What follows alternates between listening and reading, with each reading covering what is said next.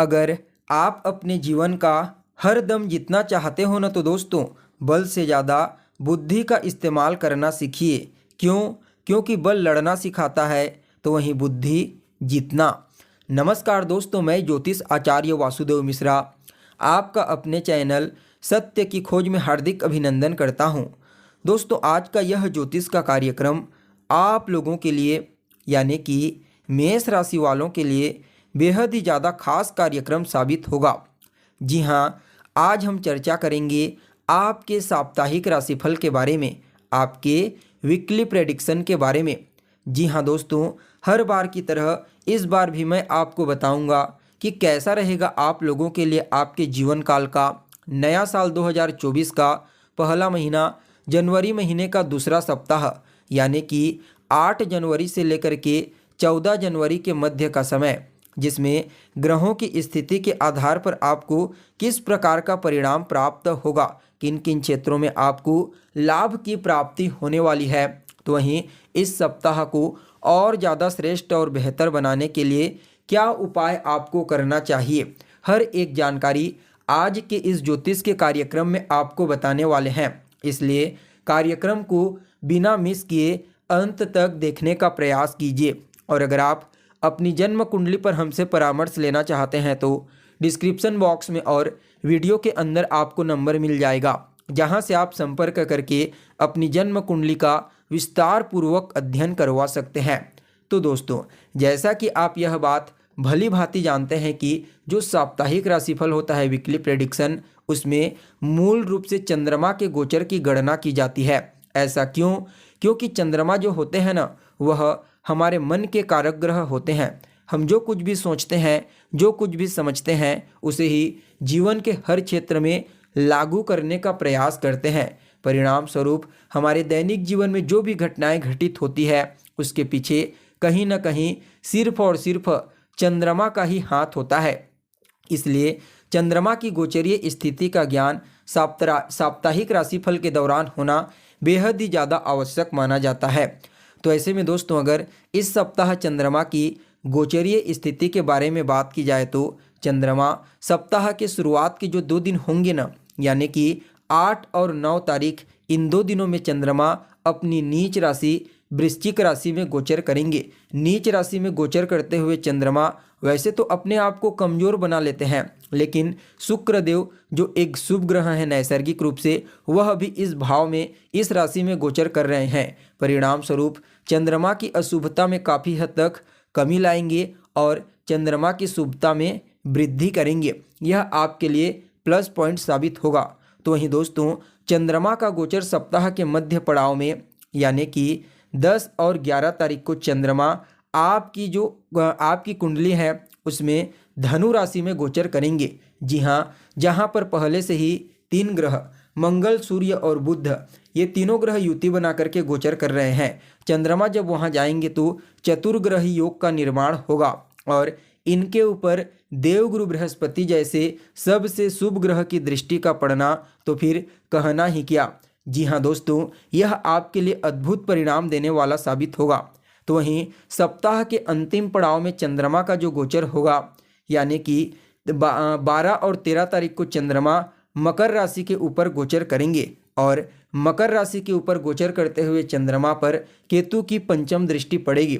यह भी आपके जीवन में कुछ चुनौतियां और गलतफहमियां उत्पन्न कर सकता है। इसका विशेष तौर पर आपको ध्यान रखना है।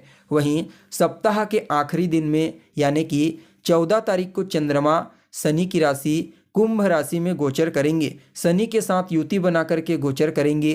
परिणाम स्वरूप कुछ मामलों में यह चंद्रमा आपको परेशान करेंगे, लेकिन कुछ मामलों में आपको ज़बरदस्त तरीक़ा से फ़ायदा भी पहुंचाएंगे।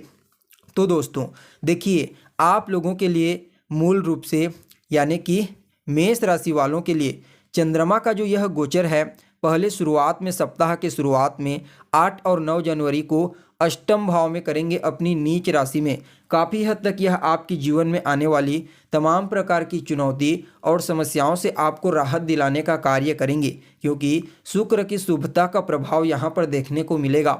जो जातक रिसर्च के फील्ड में कार्यशील हैं उनको भी इस सप्ताह कोई अच्छी खबर सुनने को मिल सकती है। द्वितीय भाव पर चंद्रमा और शुक्र की मिश्रित दृष्टि का पड़ना आपकी वाणी को मधुर बना देगा।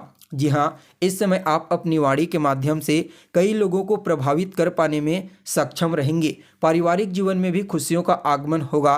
परिवार के लोगों के बीच आपसी तालमेल बेहतर रहेगा। देखा जाए तो पैतृक संपत्ति को लेकर के जो भी समस्या और परेशानी अभी तक आपको फेस करनी पड़ रही थी, उन तमाम प्रकार की समस्याओं से आपको छुटकारा मिलेगा। वह विद्यार्थी जो प्राथमिक शिक्षा ग्रहण कर रहे हैं, उनके लिए भी इस सप्ताह को काफ़ी बेहतर कहा जा सकता है।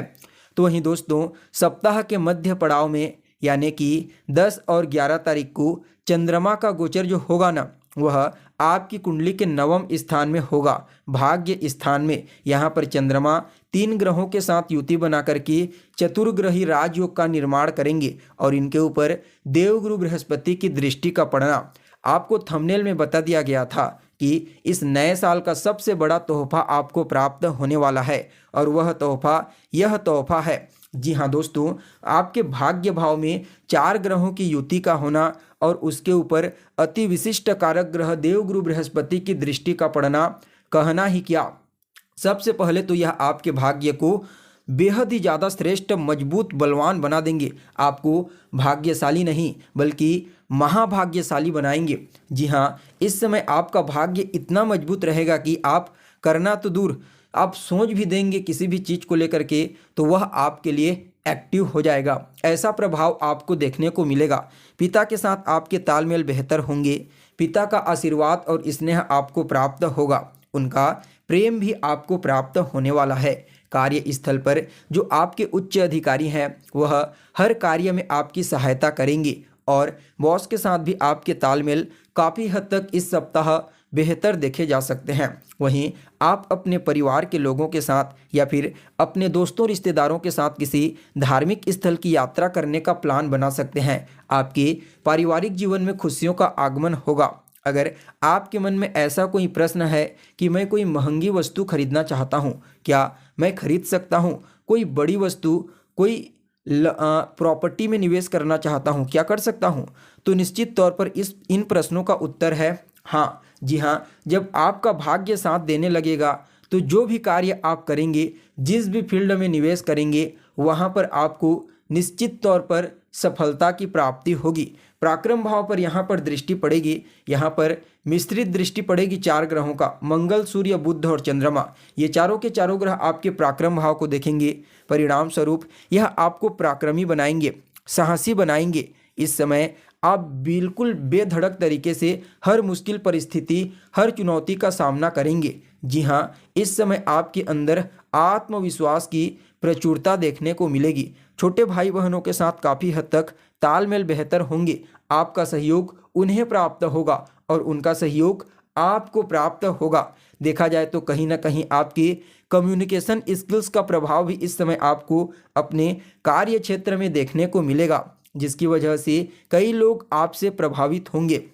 जो जातक मीडिया के फील्ड में लेखन कला का कार्य कोई करते हैं, फिल्म इंडस्ट्री के क्षेत्र में कार्यरत हैं, उनके लिए भी इस समय को काफ़ी अनुकूल कहा जा सकता है। जनता के बीच इस समय आपकी प्रसिद्धि बढ़ेगी।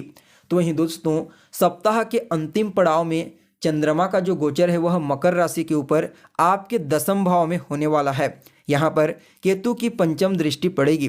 परिणाम स्वरूप यह आपके कार्य क्षेत्र में आपको मानसिक टेंशन, तनाव दे सकता है। जी हाँ, इन 2 दिनों में आप अपने कार्य क्षेत्र को लेकर के थोड़े चिंतित नज़र आ सकते हैं। आपको किसी भी प्रकार से कोई फैसला करना हो, कोई डिसीजन करना हो, तो भावुकता में ना कीजिए। यहाँ पर हर परिस्थिति का अच्छे से निरीक्षण कर लीजिए। उसके पश्चात अगर आप कोई फैसला करते हैं तो निश्चित तौर पर वह आपके फेवर में होगा, अन्यथा वह डिसीजन आपके लिए नेगेटिव हो सकता है, नुकसानदायक साबित हो सकता है। इसका विशेष तौर पर ध्यान रखिए। वहीं आपके 4th भाव पर चंद्रमा की दृष्टि पड़ेगी तो कहीं ना कहीं यह आपके लिए प्रॉफिटेबल साबित होंगे। माता के साथ आपके तालमेल बेहतर होंगे। इस समय माता का आशीर्वाद और स्नेह आपको प्राप्त होगा। साथ ही भूमि, भवन, मकान, वाहन, इनसे संबंधित जितने भौतिक सुख सुविधाओं की चीज़ें हैं, उसमें भी आपको इस समय लाभ मिलता हुआ नजर आ रहा है। जो जातक राजनीति, पॉलिटिशियन हैं, पॉलिटिक्स के क्षेत्र से जुड़े हुए हैं, उन लोगों को भी इस समय अपने प्रसिद्धि को वृद्धि होता हुआ देख आनंद की अनुभूति होगी। तो वहीं देखा जाए तो कहीं ना कहीं विद्यार्थियों के लिए भी इस समय को काफ़ी अनुकूल कहा जा सकता है, उनका मन पढ़ाई लिखाई में लगेगा। तो वहीं दोस्तों सप्ताह के आखिरी दिन में यानी कि 14 तारीख को चंद्रमा लाभ भाव में 11वें भाव में गोचर करेंगे शनि के साथ युति बना करके। तो यह समय आपके लिए लाभ को तो प्रदर्शित कर रहा है, आपके जीवन में धन नहीं रुकेंगे, धन का आगमन बड़ी तेजी से होगा, लेकिन फिर भी कुछ न कुछ आप मानसिक रूप से अपने आप को कमज़ोर महसूस कर सकते हैं, तनावग्रस्त महसूस कर सकते हैं, किसी चीज़ को लेकर के टेंशन और तनाव की स्थिति देखने को मिलेगी। इसलिए इस समयावधि में आपको बिल्कुल पूरी तरह से अपने आप को अध्यात्म के प्रति समर्पित कर देना चाहिए। जी हाँ, जितना ज़्यादा आप पॉजिटिव चीज़ों को अपने शरीर में ऑब्जर्व करेंगे, उतना ही ज़्यादा आपको इस विष नामक दुर्योग के प्रभाव से किसी भी प्रकार से नेगेटिव इफेक्ट नहीं पड़ेगा। 2-4 उपाय बता रहे हैं छोटे छोटे, इन्हें भी अवश्य फॉलो कीजिए। सबसे पहले तो आपको हर मंगलवार के दिन हनुमान जी के मंदिर में जाना है, उनका दर्शन करना है और उनके जो सिंदूर होते हैं उनके चरण में उसको अपने माथे पर लगाइए। वहीं पर बैठ करके हनुमान जी के किसी मंत्र का जाप कीजिए या फिर हनुमान चालीसा का पाठ कीजिए। गुरुवार और शुक्रवार के दिन गाय को हरा चारा खिलाएं। बुधवार के दिन गणेश जी में दुर्वा अर्पित कीजिए। ये छोटे छोटे उपाय कीजिए, निश्चित तौर पर आपको अत्यंत श्रेष्ठ लाभ की प्राप्ति होगी।